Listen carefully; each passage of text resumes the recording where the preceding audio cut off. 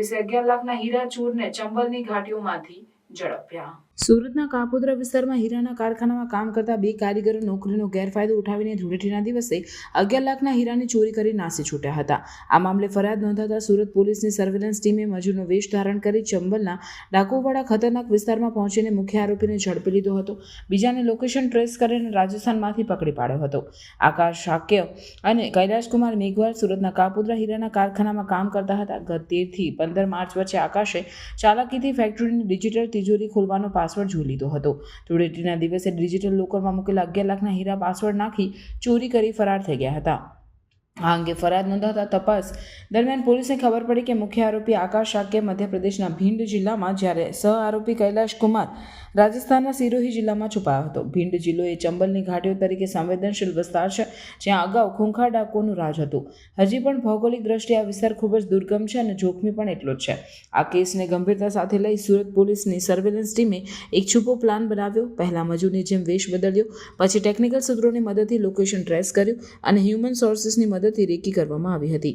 તક મળતાની સાથે જ પોલીસ ટીમે આકાશ શાક્ય નામના મુખ્ય આરોપીને પકડી પાડ્યો હતો। પોલીસ ઇન્સ્પેક્ટર MB ઓસુરાએ જણાવ્યું હતું કે આકાશ શાક્યની પૂછપરછમાં તેની સાથે રહેલા કૈલાશકુમાર મેઘવાલના રાજસ્થાનમાં હોવાની માહિતી મળી। પોલીસે તરત જ સિહોરી જિલ્લામાં લોકેશન ટ્રેસ કરીને રેકી કરી અને કૈલાશકુમાર મેઘવાલને પણ ઝડપી પાડ્યો હતો। આ 2 આરોપીઓ પાસેથી 6 લાખના હીરા અને 2 મોબાઈલ ફોન મળી કુલ 6.20 લાખનો મુદ્દામાલ રિકવર કરવામાં આવ્યો છે।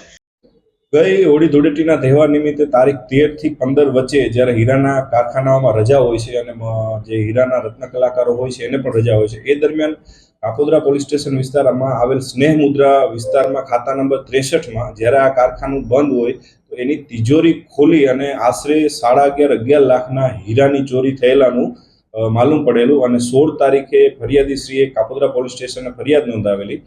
જ્યારે આ બનાવમાં આશ્ચર્યજનક વાત એ હતી કે આ તિજોરી તોડવામાં નથી આવેલી। આ તિજોરી નંબરિંગ વાળી હતી, જેમાં લોક ખોલવા માટે ડિજિટલ નંબરનો ઉપયોગ થતો હોય, એ નંબરની પણ કોઈ ચોરી કરેલી હોય અને તિજોરી ખોલેલી હોય એ પ્રકારની આ ચોરી હતી। ત્યારબાદ કાપોદ્રા પોલીસ સ્ટેશને જુદી જુદી ટીમો બનાવી તેના જે રત્ન કલાકારો કારીગરો હતો એના ડેટા મેળવવાનું ચાલુ કર્યું। એમાંથી એક કારીગર, જે કારીગર આકાશસિંહ દેવસિંહ શાક્ય નામનો કારીગર પોતે આ બનાવના આગલા દિવસથી ગુમ હતો અને પોતે ભીંડ વિસ્તારનો, બિહડ વિસ્તારનો, ચંબલ વિસ્તારનો મધ્યપ્રદેશનો રહેવાસી હોય। એનો મોબાઈલ નંબર પણ બંધ હતો। ત્યારબાદ એના એક અલગ મોબાઈલ નંબર મળી આવતા ભીંડ વિસ્તારમાં એક સર્વેલન્સની ટીમ PSI પિંજર તથા દામજીભાઈ અને સંજયભાઈ હેડ કોન્સ્ટેબલોને મોકલવામાં આવેલા અને ત્યાં આગળ 2-3 દિવસ રેકી કરતા એ વ્યક્તિ 2-3 દિવસથી આ હીરાની ચોરી કરીને ત્યાં જ રહેતો હોય એને રેકી કરી અને ત્યાં પકડી લેવામાં આવેલો।